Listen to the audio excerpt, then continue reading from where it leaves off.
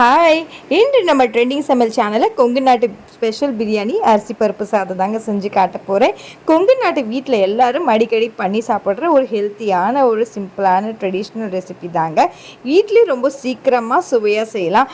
அப்படின்னு வாங்க எப்படி பண்ணுறதுன்னு பார்ப்போம். வாங்க வீடியோக்குள்ளே போகிறதுக்கு முன்னாடி என்னுடைய சேனலை சப்ஸ்கிரைப் பண்ணுங்கள். கீழே இருக்கிற ப்ளீஸ்ங்க பெல் ஐக்கனை கிளிக் பண்ண மறந்துடாதீங்க.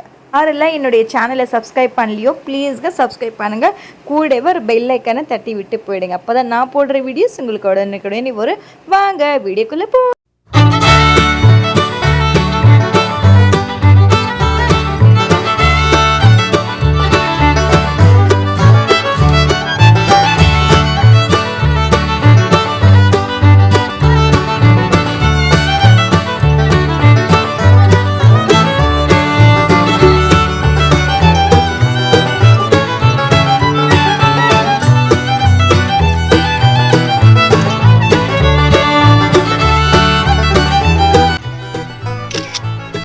இப்போ பாருங்க, அருமையான இப்போ காலை நேரத்தில் வந்து லஞ்ச் பாக்ஸ் கட்டுறதுக்காக ஒரு அருமையான ஒரு கொங்கு நாட்டு பருப்பு சாதம் ரெடி பண்ண போறோங்க. அதுக்கு தேவையான பொருள் நம்ம என்னன்னு பார்த்துக்கலாங்களா? ஏன்னா வந்து பருப்பு சாதம்ன்ற சொல்லும் போது வந்து பிரியாணி டேஸ்ட்ல இருக்கும், அவ்வளோ சுவையா இருக்கும். சாப்பிட்றதுக்கு பிள்ளைங்களும் சரி ஹஸ்பண்டும் சரி கட்டிட்டு போயிட்டு மதியான நேரத்தில் சாப்பிடும் போது அவ்வளோ சுவையா இருக்கும். பிரியாணி டேஸ்ட்லேயே வந்து நான் அதை செய்ய போகிறோம். அது எப்படி செய்யணும்னு சொல்லிட்டு எப்படி அதுக்கு என்னென்ன பொருள் ஆட் பண்ணணும்னு சொல்லிட்டு நான் வீடியோக்குள்ளே போய் பார்க்கலாம். அதுக்கு வந்து நான் என்ன பண்ண போகிறோம், பாசுமதி ரைஸ், நல்லா நம்ம கடையில் வாங்கின ரைஸ் தான் நான் எடுத்துருக்கிறேன். நான் நீங்கள் கடையில் வாங்குறது வந்து நீங்கள் வந்து பாக்கெட் அரிசியாக இருந்தாலும் பரவாயில்ல, இல்லைன்னா நம்ம லூஸில் குளிக்கலாம், அந்த மாதிரி அரிசியாக கூட எடுத்துக்கலாம். நான் அதில் லூஸில் வாங்கின அரிசி தான் நான் எடுத்துருக்கிறேன். நான் இந்த அரிசியில் வந்து இது ஒரு மாகாணி, இந்த 2 மாகாணி அரிசி இதில் நான் போட்டிருக்கேன் ஃப்ரெண்ட்ஸ். அது நல்லா தெரிஞ்சுங்க. 2 மாகாணிக்கு ரேஷியோவுக்கு வந்து ஒரு தோரம்பருப்பு இதில் போடணும். இது 2 மாகாணியில் ஒரு மாகாணிக்கு வந்து பாதி மாகாணி தோரம்பருப்பு எடுத்திருக்கேன். அப்போ இதுக்கு 2 போட்டிருக்கேன். அப்போ இதில் ஒரு கிளாஸ் வந்து ஒரு மாகாணி வந்து இதில் போட்டுடணும். நீங்கள் அதில் வந்து இதை நாங்கள் ஒரு அரை மணி நேரம் வந்து பருப்பையும் அரிசியும் நல்லா ஊற வச்சுருக்கேன் ஃப்ரெண்ட்ஸ். அடுத்தது நெக்ஸ்ட் இதில் என்ன போடணும் என்ன ஆட் பண்ணணும் நம்ம பார்க்கலாம். இது அரை மணி நேரம் அப்படியே இருக்கு, இது அப்படியே ஓரமாக வச்சிடணும். நம்ம இதுக்கு தேவையான பொருளை நம்ம பார்த்துடலாமா? என்னன்னு தெரியுங்களா? இப்போ வந்து நம்ம வந்து இதுக்கு இது வெங்காயம், ஆனியன் எடுத்துக்கலாம், சின்ன வெங்காயம் எடுத்துக்கலாம். சின்ன வெங்காயம் உங்ககிட்ட இல்லைன்னா பெரிய வெங்காயம் எடுத்துக்கோங்க. 3 தக்காளி எடுத்துக்கங்க. அரிசியை நீங்கள் எவ்வளோ எடுக்கிறீங்களோ அதுக்கு தகுந்த ரேஷியோ படி தக்காளி எடுத்துங்க. அதுக்கப்புறம் வந்து ஒரு 6 வரமிளகாய் எடுத்துருக்கிறேன், காஞ்ச மிளகாய் எடுத்துருக்கிறேன். எனக்கு இந்த காஞ்ச மிளகாய் பச்சை மிளகாவும் சேர்ந்து போட்டால் தான் நல்ல டேஸ்ட்டு கொடுக்கும் பருப்பு சாதத்துக்கு. இது பாருங்க, 3 வந்து பச்சை மிளகாய் எடுத்துருக்கிறேன், கொஞ்சோண்டு வந்து கறி லீவ்ஸ் எடுத்துருக்கிறேன். இதுக்கு தேவையான பொருள் இவ்வளோதான். அதுக்கப்புறம் வந்து நம்ம கொஞ்சோண்டு வந்து பூண்டு எடுத்துருக்கேன். நீங்கள் பூண்டு இதில் பருப்பு சாதத்துக்கு போட்டால் தான் டேஸ்ட்டு நல்லாயிருக்கும். நீங்கள் பூண்டு எவ்வளோ போடுறீங்களோ அது உள்ளே நல்லா வெந்து அது வந்து நம்ம சாப்பிடும் போது வாயில் கடிப்படும் போது அவ்வளோ அருமையாக டேஸ்ட்டாக இருக்கும். அதனால தான் இப்போ எப்படி செய்யலாம்னு சொல்லிட்டு வீடியோக்குள்ளே போய் பார்க்கலாமா? வாங்க போகலாம். பாருங்க, நான் ஒரு பாத்திரம் வச்சிருக்கலாம். நான் முழுக்க குக்கரில் தான் செய்ய போகிறேன். நீங்கள் தனி பாத்திரத்தில் செய்யறதுனா தனி பாத்திரத்தில் செஞ்சுருக்கேன். உங்களுடைய சௌகரியம் எப்படி இருக்கோ அதை பண்ணி செஞ்சுருக்கேன். நான் இன்றைக்கி குக்கரில் தான் செய்ய போகிறேன். ஏன்னா வந்து லஞ்சுக்கு தயார் பண்ணுறதுக்காக பிள்ளைங்களாம் ஸ்கூலுக்கு போகிறாங்க இல்லைங்களா, அதனால் வந்து நான் குக்கரில் செய்கிறேன். கொஞ்சம் டைம் இருக்கிறதா இருந்தால் ஸ்பெண்ட் பண்ணி செய்கிறதா இருந்தால் நீங்கள் வந்து பாத்திரத்தில் கூட செஞ்சுக்கலாம். அது நீங்கள் செய்கிறதுக்கு முன்னாடி வந்து உங்களுக்கு ஒன்று சொல்கிறேன் ஃப்ரெண்ட்ஸ். எப்படின்னா நீங்கள் குக்கரில் செஞ்சு எல்லாத்தையும் வதக்கும் போது அது என்ன ஆகும்னா அடி பிடிச்சி தீயறதுக்கு சான்ஸ் இருக்குது. அதனால் வந்து நீங்கள் இந்த மாதிரி ஒரு தனியாக ஒரு பேனில் வந்து எண்ணெயை போட்டு எல்லாத்தையும் மசாலா போட்டு இதில் வதக்கிட்டு அப்படியே எடுத்து அதில் கொட்டிட்டு அரிசியை போட்டு நீங்கள் வேக வச்சேன்னா ஒரு அரிசி கூட நீங்கள் பிடிக்காது. இதை மட்டும் நீங்கள் இது ஒரு வாட்டி ட்ரை பண்ணி பாருங்கள், இப்படி செய்கிற மெத்தட் எப்படி இருக்குன்னு. ஏன்னா நீங்கள் உள்ளேயே எல்லாத்தையும் போட்டு வதக்கி செஞ்சால் அடி பிடிக்க சான்ஸ் இருக்குது. அதனால தான் நான் ஒரு பேன் எடுத்து தனியாக இதில் வதக்கிட்டு அதுக்கப்புறம் அதில் கொட்டி நான் குக்கரில் செய்ய போகிறேன். என்னடா இது 2 வேலை செய்யாதீங்க, வேலைன்னு இல்லை, சாப்பாடு நம்ம இருக்கும் போது வேலையெல்லாம் அந்த கஷ்டத்தெல்லாம் பார்க்கக்கூடாது. அப்போ தான் வந்து நமக்கு உடம்பு நல்லாயிருக்கும், சாப்பிட்ற பொருள் நல்லாயிருக்கும். ஓகேங்களா? இப்போ வந்து நான் ஒரு பேன் எடுத்துக்கலாம். ஆயில் விட்டுக்குங்க. எந்த ஆயில் விட்டாலும் பரவாயில்ல. நான் வந்து கடலை எண்ணெய் தான் எடுத்துருக்கிறேன். இது தேங்காய் எண்ணெய் கூட செஞ்சால் நல்லாயிருக்கும். முதல்ல வந்து தாளிக்கிறதுக்காக நம்ம வந்து ஒரு கொஞ்சோண்டு வந்து கடலைப்பருப்பு எடுத்துக்கலாங்க. கடலைப்பருப்பு தான் நல்லா இந்த பருப்பு சாதத்துக்கு வாசம் வரும். இதில் கொஞ்சம் கடுகு போட்டுக்கலாங்க. இது கடலைப்பருப்பு கொஞ்சம் பொரிஞ்ச உடனே கடுகு போடுங்க. முதலே போட்டிங்கன்னா கடலைப்பருப்பு பொரியாது. அதான் இப்படி பண்ணுறேன் நான். அது கொஞ்சம் நேரம் பொரிஞ்சிட்ட பிறகு நீங்கள் கடுகு போடுங்க, கரெக்டாக இருக்கும். வந்து நம்ம சின்ன வெங்காயம் போட்டுக்கலாம். செகரட்டுங்க. நான் வந்து எங்கிட்ட சின்ன வெங்காயம் தான் முழுசாக போடணும். அதனால தான் உங்ககிட்ட சொல்கிறேன், பாதி சின்ன வெங்காயம் பாதி பெரிய வெங்காயம் கொஞ்சம் 2மே ஆட் பண்ணியிருக்குங்க. எங்கிட்ட இல்லாதனால. ஆனால் முழுக்க இதுக்கு வந்து சின்ன வெங்காயம் போட்டால் தான் டேஸ்ட்டு நல்லாயிருக்கும் பருப்பு சாதத்துக்கு. நல்லா கொஞ்சம் வதவட்டும். இப்போ பாருங்க வெங்காயம் வதங்கும் போது வந்து கறி லீஸ் போட்டுக்கலாங்க. வெங்காயமும் கருவேப்பிலையும் வதங்கும் போது அது ஒரு டேஸ்ட் வாசம் ஒன்று வரும் பாருங்க, அவ்வளோ அமிர்தமா இருக்கும். இப்போ பாருங்க இதில் வந்து நான் பூண்டு உரிச்சு வச்சிருக்கேன் இல்லைங்களா, அதை போட்டுக்கலாம். நல்லா நாட்டு பூண்டு தாங்க, நாட்டு பூண்டு போடுங்க, டேஸ்ட் நல்லா இருக்கும். இந்த பெரிய பூண்டு மலை பூண்டு சொல்றாங்க இல்லைங்களா, அதெல்லாம் போடாதீங்க, அது வந்து அந்த அளவு டேஸ்ட் கொடுக்காது. நீங்க உரிக்கிறது கஷ்டம் தான், ஆனா வந்து டேஸ்ட் இதில் தாங்க அதிகமாக இருக்கு. நம்ம அதை உரிக்கிறதுக்கு நம்ம வேலைக்கு போறவங்களாம் அதெல்லாம் நம்ம வாங்கி செய்யறது ஈஸியா இருக்கும்னு சொல்லி நம்ம அதை வாங்கிடுறோம். ஆனா அது டேஸ்ட் என்னன்னு சொல்லிட்டு நமக்கு தெரியும். அதனால உங்களுக்கு சொல்ல நாட்டு பூண்டா வாங்கி இந்த மாதிரி செஞ்சீங்கன்னா எல்லா குழம்புமே நல்லா இருக்கும். இது கொஞ்சம் நல்லா வதவிட்டங்க. இது வதங்குற நேரத்தில் வந்து நம்ம வந்து இந்த காஞ்ச மிளகாவையும் போட்டுக்கலாம். பாருங்க ஒரு 5 காஞ்ச மிளகாய் வச்சிருக்கேன், அதையும் போட்டுக்கலாம். 2 பச்சை மிளகாய் வச்சிருக்கிறேன், அதையும் போட்டுக்கலாம். ஏங்கன்னா நான் 4-5 பச்சை மிளகாய் எடுத்திருக்கேன். ஆனால் நான் வந்து பேச்சுக்கு நான் சொல்லுவேன் 2 பச்சை மிளகான்னு. ஆனால் நான் முதலே நான் சொல்லிடுறேன் எத்தனை மிளகாய் போடணுன்ட்டு. ஓகேங்களா? என்னடா இது 5 பச்சை மிளகாய் சொல்லிட்டு 2 தான் சொல்கிறாங்கன்னு நினைக்காதீங்க. அது நம்ம பேசும்போது அந்த மாதிரி தான் சொல்லுவோம். நான் ரேஷன் அப்படி கரெக்டாக அந்த முதலே உங்கள்கிட்ட காட்டிட்டேன். பூண்டு வெங்காயம்லாம் நல்லா வதங்கிட்டு இருக்குங்க, நல்லா வதங்கட்டும். வதங்குற நேரத்தில் வந்து கொஞ்சோண்டு வந்து பெருங்காயத்தூள் ஆட் பண்ணிக்கோங்க. பெருங்காயம்லாம் நீங்கள் ஆட் பண்ணி செய்யும் போது நல்ல டேஸ்ட்டு வாசனை அது தனியாக வருங்க. நல்ல ஒரு ஈஸியான மெத்தட் சொல்கிறேன், அது உங்களுக்கே தெரியும். வெங்காயம் தக்காளி சீக்கிரமாக வதங்கணும்னா கொஞ்சோண்டு உப்பு மட்டும் கல் உப்பு ஆட் பண்ணிக்கோங்க, சீக்கிரமாக வதவிடும். இப்போ நான் கொஞ்சோண்டு உப்பு ஆட் பண்ணியிருக்கேன், நீ கொஞ்சோண்டு ஆட் பண்ணிக்கோங்க. அதை நான் உங்கள்கிட்ட சொல்ல மறந்துட்டேன். ஆட் பண்ணி கொஞ்சம் நல்லா வதவிட்டோம். பாருங்கள் கொஞ்சோண்டு வந்து ஒரு 1/2 டீஸ்பூன் வந்து மஞ்சத்தூள் ஆட் பண்ணிக்கோங்க. இது வந்து அதுக்கு ரொம்ப போடாதீங்க, ஓரளவு போடுங்க. போட்டுட்டு இதை நல்லா வந்து கிண்டி விட்டுருங்க.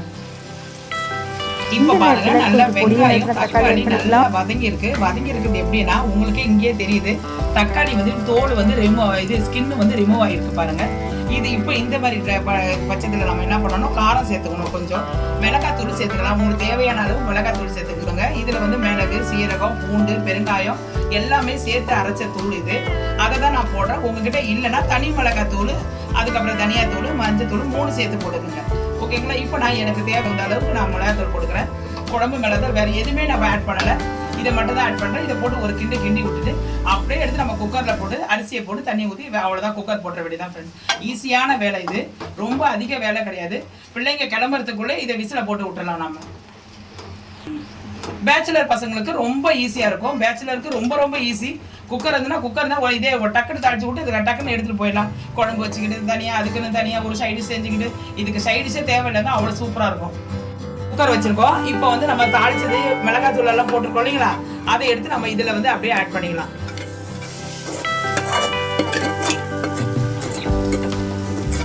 இந்த மாதிரி ஆட் பண்ணி செஞ்சோன்னா அடி பிடிக்காதுங்க. அதனால தான் உங்களுக்கு வந்து இந்த மெத்தட் சொல்லி கொடுக்குறேன். கரெக்டாக வந்து நம்ம வந்து இப்போ 3 மாகாணி எடுத்துருக்கோம். 3 மாகாணிக்கு வந்து 6 மாகாணி தண்ணி ஊற்றலாம். கரெக்டாக 6 மாகாணி தண்ணி ஊற்றினா வந்து குழந்தைங்க சாப்பிட்றதுக்கு, பெரியவங்க சாப்பிட்றதுக்கு வேறையாக இல்லாத நல்லா சாஃப்டாக இருக்குங்க. இப்போ 1 ஊற்றிருக்கிறேன், என்ன 5 ஊற்றணும். இப்போ பாருங்கள் 6வது மாகாணி, கரெக்டாக 6 மாகாணி தண்ணி ஊற்றிட்டேன். இப்போ நம்ம வந்து குக்கரில் வச்சிருக்கிறனால தான் ஃப்ரெண்ட்ஸ் இப்போ நம்ம வந்து 6 மாகாணி தண்ணி ஊற்றுறோம். நீங்கள் இதே குண்டில் நீங்கள் வைக்கிறது சாதாரண வந்து பாத்திரத்தில் செய்யறதா 7 மாகாணி 1 மாகாணி எக்ஸ்ட்ரா ஊற்றிக்குங்க. தேவையான அளவு உப்பு ஆட் பண்ணிக்கோங்க. இப்போ உப்பு காரம்லாம் சரியாக இருக்கா பார்த்துங்க. இது அரிசி தண்ணி நல்லா கொதிச்ச உடனே தான் அரிசி போடணும் ஃப்ரெண்ட்ஸ். நல்லா தண்ணி கொதிக்குது. இந்த நேரத்தில் வந்து நம்ம வந்து ஊற வச்சிருக்க பாசுமதி ரைஸை கொஞ்சம் கொஞ்சமாக எடுத்து போடுங்க, பார்த்து போடுங்க. தண்ணி வந்து கையில் அடிக்க போது நம்ம ஊற வச்ச அரிசியை நம்ம அப்படியே இதில் போட்டுடலாம். இப்போ பாருங்கள் நம்ம அரிசியை போட்டோம். அரிசியை போட்ட பிறகு நம்ம வந்து பருப்பு ஊற வச்சிருக்கோம் இல்லைங்களா, போட்டிடுங்க. அப்படியே கொஞ்சம் கொஞ்சமாக எடுத்து போட்டுங்க. தண்ணியோட போடாதீங்க, தண்ணி எடுத்துட்டு போடுங்க. எப்பயுமே வந்து நம்ம பருப்பை ஊற வச்சு செஞ்சோன்னா அந்த பருப்பு சாதத்துக்கு நல்லா வெந்துருவோங்க. பருப்போட அரிசியோட சேர்த்து சாப்பிடும் போது சூப்பராக இருக்கும். நீங்கள் வேக வச்சா போட்டிங்கன்னா பருப்பு வேகாது. அதனால தான் நம்ம ஒரு 1/2 hour ஊற வைக்க சொன்னேன். ஊற வச்ச பருப்பை தான் இப்போ நான் போட்டுட்ருக்கேன். இப்போ பாருங்க நம்ம எல்லாமே போட்டுட்டோம். குக்கரில் செய்யறதுனால வந்து ஒரு விசில் விட்டு அதுக்கப்புறம் அப்படியே சிம் பண்ணிட்டு ஒரு 20 நிமிஷம், ஒரு 1/4 hour சென்னை எடுத்துருங்க. அப்புறம் வந்து நீங்கள் இது வந்து குக்கரில் செய்யறதுக்கு இந்த மெத்தடு. நீங்கள் அதே வந்து பாத்திரத்தில் செய்யறதா இருந்துச்சுன்னா தம் போடணும் ஃப்ரெண்ட்ஸ். அதாவது நம்ம அரிசியெல்லாம் போடுறோன்னே அரிசியெல்லாம் போட்டு நல்லா சுத்தமாக தண்ணி இல்லாமல் நல்லா கொஞ்சம் பபிள்ஸ் வர மாதிரி வேகம் பாருங்க. அந்த நேரத்தில் வந்து நீங்கள் வந்து தம் போட்டுடணும். விசில் போடக்கூடாது. விசில் போடாமல் வந்து ஒரு 20 நிமிஷம் வந்து சிம்மில் வச்சு நீங்கள் எடுத்துட்டீங்கன்னா அப்படியே வந்து மூடி விட்டு ஒரு வாழை இலை போட்டு நீங்கள் மூடி விட்டுட்டு அதை அப்படியே சிம்லேயே வந்து 20 நிமிஷம் இதாகிட்டோன்னா அவ்வளோதான் ஃப்ரெண்ட்ஸ், இதாகிடும். 20 நிமிஷத்துலேயே வந்து குக்கர் விசில் வர தேவையில்லை. அந்த 20 நிமிஷத்துல வந்து அந்த தம் போடுறனால வந்து, ஏன்னா நம்ம முதல்ல பபுள் வர வச்சு தானே நம்ம இது குக்கர் போடுறோம், அதனால அது கரெக்டாக இருக்கும். அதுக்கு அந்த மெத்தடு நம்ம குக்கரில் செய்யறதுனா ஒரே விசில் இது பண்ணிட்டு சிம்மில் போட்டு 20 நிமிஷம் நம்ம வந்து எடுத்துடலாம், அவ்வளோதான். வந்து தண்ணி வந்து கொஞ்சமாக தான் இருக்குது. இந்த நேரத்தில் குக்கர் போட்டால் ஒரு விசில் வரதுக்கு ஈஸியாக இருக்கும். இப்போ நம்ம குக்கர் போட்டுடலாங்க. தண்ணி இதை பாருங்க, இது நல்லா பபிள்ஸ் வருது பாருங்க. இந்த நேரத்தில் நம்ம குக்கர் விசில் போட்டுடலாம். ஒரே விசில் தாங்க, ஒரு விசில் போட்டுட்டு சிம்மில் வந்து அப்படியே வந்து ஸ்டாப் பண்ணாத, கேஸை ஸ்டாப் பண்ணாத வந்து 20 நிமிஷம் வச்சுருந்து அப்படியே எடுத்துடலாம். அது அழகாக வந்து நல்லா அந்த ஆவிலேயே அது வந்து நல்லா சாஃப்டாக வெந்துடும். நல்லா விசில் வந்து நம்ம வெளியே எடுத்து வச்சு வந்து கிட்டத்தட்ட ஒரு 10 நிமிஷம் ஆச்சு. நம்ம வந்து ஏர் போயிட்ட பிறகு நம்ம இப்போ எடுத்து பார்க்கலாம் எப்படி வெந்திருக்குன்னு. எவ்வளோ செமையாக நல்லா அந்த வாசனையோட நம்ம இதோட எவ்வளோ செமையாக பாருங்கள், நல்லா வெந்திருக்குது. அரிசி எல்லாம் பாருங்க, சாப்பாடெல்லாம் பாருங்க, எப்படி வேலை பாருங்க, எப்படி தூக்கிடுது பாருங்க, எவ்வளோ பாருங்க, எப்படி நல்லா வெந்திருக்குது பாருங்க. பாருங்க எவ்வளோ சூப்பராக வெந்திருக்குது பாருங்க. நான் சொன்ன ஐடியா ஒரே விசில் தாங்க. ஒரே விசிலுக்கு குழந்தைங்க எடுத்துகிட்டு போகிறதுக்கும் லஞ்ச் பாக்ஸ் எடுத்துகிட்டு போகிறதுக்கும் நல்லா சாஃப்டாக வந்திருக்கு. இப்போ நான் எடுத்து காட்டுறேன் பாருங்கள். அந்த பாருங்க சாப்பாடு எங்காவது ஒரு இடத்துல வந்து தண்ணி அதிகமாக இருக்கா பாருங்க. இந்த பாருங்க எவ்வளோ அருமையாக இருக்கு பாருங்க. அப்பா வாவ், செம சூப்பராக இருக்குது பாருங்க ஃப்ரெண்ட்ஸ். இதை நான் காட்டுறேன். நான் அருமையான வந்து பருப்பு சாதம், அரிசி பருப்பு சாதம் ரெடி ஆயிடுச்சு. நம்ம பரிமாறிடலாங்க. இப்போ பாருங்க செம சூப்பரா வந்து நல்லா மணக்க வந்து பருப்பு சாதம் ரெடி ஆயிடுச்சு பாருங்க. ஆவி பறக்குதுங்க. அந்த பருப்பு, அந்த கடலை பருப்பு போட்டதெல்லாம் எவ்வளோ பாருங்க, எவ்வளோ சாஃப்டா தெரியுது பாருங்க. இது ஒரு டைம் நீங்க செஞ்சு பாருங்க ஃப்ரெண்ட்ஸ். அதுக்கப்புறம் நீங்களே வந்து இதை விட மாட்டீங்க. அவ்வளோ செம சூப்பரா இருக்கும்.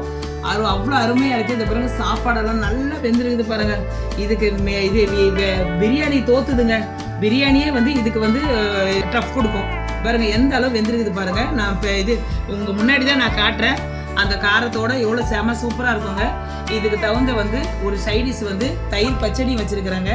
அதுக்கப்புறம் வேணும்னா குழந்தைங்களுக்கு வேணும்னா 2 முட்டையும் வந்து நான் வந்து ஃப்ரை பண்ணி வச்சிருக்கிறேங்க. செம சூப்பராக. இதுக்கு மேலே ஒரு சாப்பாடு வேணும்னா பாருங்க. நல்ல அரிசி பருப்பு சாதமும் தயிர் பச்சடியும் முட்டை கிரேவியும் செம்ம சூப்பராக இருக்குங்க. இது இப்போ பாருங்க செம்ம சூப்பராக ஒரு அருமையான வந்து ஒரு காலை லஞ்ச் பாக்ஸ் ரெடி ஆயிடுச்சுங்க. இந்த சாப்பாடை நீங்களும் செஞ்சு பாருங்க. எப்படி வந்ததுன்னு சொல்லிட்டு கமெண்ட் செக்ஷனில் சொல்லுங்க. சோறு வெந்துதா, அரிசி பதம் கரெக்டாக ஊற்றுனீங்களா, குக்கரில் வச்சா எந்த மெத்தடு, தனியாக வச்சா எந்த மெத்தடுன்னு உங்களுக்கு எல்லாமே நான் விடாவிலேயே சொல்லியிருக்கேன். அதுக்கு தகுந்த மாதிரியே கரெக்டாக நீங்கள் விசில் விடுறத வச்சு தான், ஒரே விசில் போதுங்க. குக்கர் ஒரே விசில். அதுக்கப்புறம் வந்து நம்ம அப்படியே வந்து ஸ்டவ்வை ரொம்ப ஸ்லோ பண்ணிவிட்டு லோ ஃப்ளேமில் வந்து ஒரு 20 நிமிஷம் மிஞ்சி போனால் ஒரு 10 நிமிஷம் வச்சு எடுத்துட்டாவே நீங்கள் எடுத்து வந்து நம்ம ஏர் ரிமூவ் பண்ணிட்டு பற்றி பார்த்தோன்னா அப்படியே பொலன்னு குழந்தைங்க சாப்பிட்ற மாதிரி அருமையான ஒரு சாஃப்டான அரிசி பருப்பு சாதம் ரெடி ஆகிடும். இது ஒரு ஈஸியான மெத்தடு தான். ஒன்றுமே வேலை கிடையாது. ஒரு காய்கறி நம்ம எதுவுமே இல்லைன்னா டக்குன்னு பருப்பையும் அரிசியும் ஊற வச்சு, பாஸ்மதி அரிசி ஊற வச்சு நீங்கள் சாதாரண அரிசி கூட செய்யலாம். நீங்கள் செஞ்சு பார்த்துட்டு எப்படி வந்ததுன்னு எனக்கு சொல்லுங்கள். இந்த வீடியோ பிடிச்சிருக்கா பாருங்கள். வீடியோ பிடிச்சிருந்தா ஒரு லைக்கும் ஒரு ஷேரும் தட்டி விடுங்க. உங்கள் ஃப்ரெண்ட்ஸுங்க சர்க்கிள்ல இதை வந்து அப்படியே ஷேர் பண்ணி விடுங்க. இதை நீங்கள் சாப்பிட்டு பார்த்துட்டு எப்படி இருக்க சொல்லுங்க. நாளைக்கு இதே மாதிரி ஒரு டிஷ்ஷோடு சந்திக்கும் வரை உங்களுடைய விடைபெறுவது உங்கள் ட்ரெண்டிங் சமையல் அலமோ.